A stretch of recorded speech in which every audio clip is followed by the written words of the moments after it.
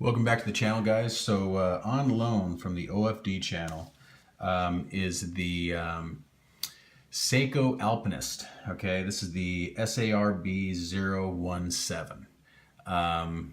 Iconic Seiko. That's all I got to say. Iconic. Okay, never have ever had one in my hands before. Comes in a really nice little case here. But I mean, this thing's just a beauty. Okay, he's got it on a green band, little NATO band here. Comes on this leather one you see right here. Okay, which is, you know, basic leather strap. But this is just, I mean, beautiful. And you know, it's funny, after having the 62 Moss and everything, you come to appreciate Seiko's higher end watches, and this is one of them as well. This has got the 6R15 movement in it. It's a 50-hour power reserve. You know, hand winding, hacking, you know, it's got everything. But you could just see the level of finishing is just beautiful. I mean, look at that. It's brushed on top and then polished on the top of the side and then on the sides. How they get that done so well is just beyond me. It's amazing. And then polished here up on top of the bezel. Look at that. Gosh. Seiko really knows how to do finishing. This one has a signed crown, which is just amazing how they can't put a signed crown on the 62 Moss reissue, which is just crazy to me.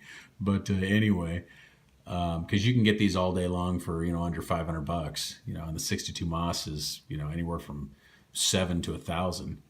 But you know, oh well, that's just what they do. You gotta love Seiko though.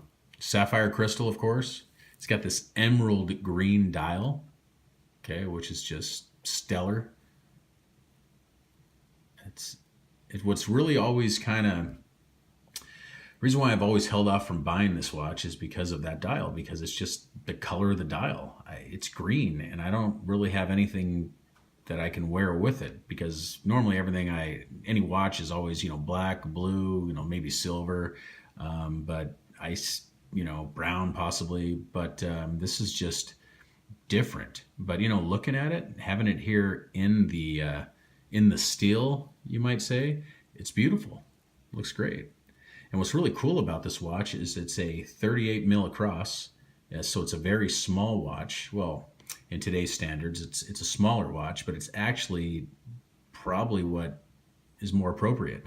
Better size, to be honest with you. It's for my wrist anyway. It just fits better. But it's 38 mil across. I'm not sure the dimensions from lug to lug here, but probably about 47 or so, right in that range.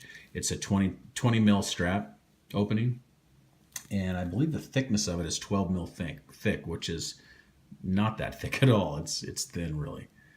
But of course, it's got a screw down case back.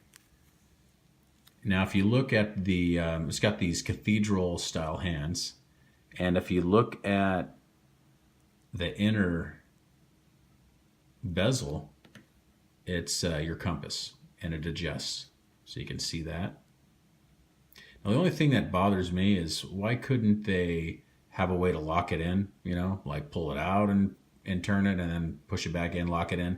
It's really my only gripe with this watch.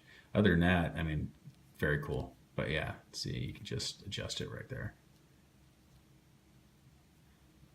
So, Diashock 23 jewel, 20 bar. So yeah, 20 bar, guys. This is 200 meter water resistant, which is kind of unheard of for a field watch. You got the date right there, which is in black, which really has a nice contrast with the green here. Would have looked funky if it was white, which sometimes they do that. Sapphire crystal, if I haven't mentioned. Slightly domed. Thing's just awesome. And these are discontinued. They're not making them anymore, according to some reliable sources. So I'm not sure if they'll bring it back, or maybe they're gonna bring them bring a new model out with a different colored dial. I'm not sure, but just the finishing is amazing. I'm gonna take it off this NATO real fast just to see the case back. So let's try to do that without causing any damage to the spring bars here. Pull it out. There we go. So, made in Japan. Get the alpinist logo on the back. Water resistant, 20 bars, stainless steel. It's got your movement there, 6R15. God, look at the finishing. I mean, you don't see that kind of polishing, you know. I mean, I've seen this polishing on Rolexes, but that's it. I mean, look at that. It's even hard to focus on it because it's just so damn shiny.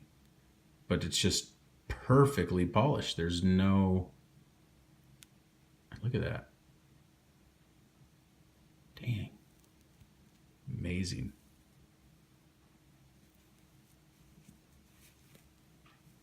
I might have to go get me one of these. And of course, this is a screw down crown. Winding, of course.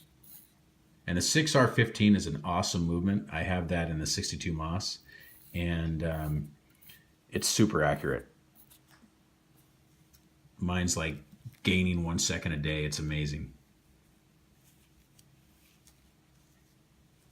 But the 6R15 is definitely where it's at. I mean, if you want a good Seiko, get one with the 6R15. Anyway, guys, there you have it. Thanks for watching. Thank you to the OFD channel for loaning this to me. And please like and subscribe, and I will see you guys in the next one. Thank you. Goodbye. Oh, and also, by the way, it's kind of cool to have this for St. Patty's Day because, see, it's got that green dial. Anyway, take care. Thank you so much. Goodbye.